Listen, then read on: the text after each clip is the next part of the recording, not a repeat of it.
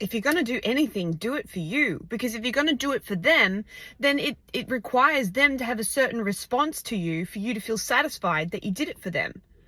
Can you see how fucked that is? Like how we contort our actions towards other people based on what we're going to get from them, and then we claim that we're being selfless, but we're not. Because if you give somebody a gift in the hope that they're going to be really happy when you give it to them, and you give it to them and they're indifferent or they don't really care as much, then you're going to project frustration towards that person, judgment towards that person. You're not going to be satisfied with the action that you took, and the reason is because you didn't do it for yourself, you did it for them. And even when you think that you're doing it for them, you're actually still doing it for you, because the fact that you're frustrated that they didn't respond the way that you'd hoped means that you weren't doing it really for them. You were doing it so that they would give you a certain reaction, which is for you.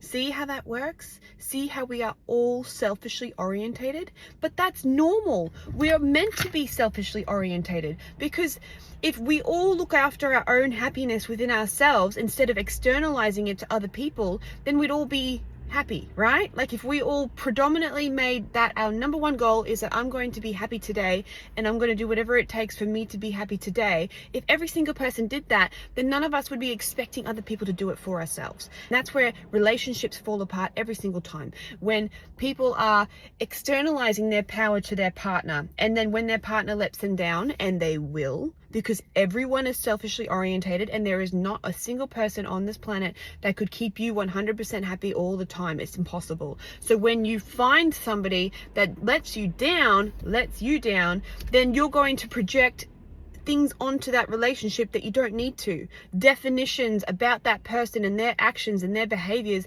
that aren't really true, that are saying that there's something wrong with how they've behaved towards you, but really that's because you were giving them the power over you and your emotions, which is never their job.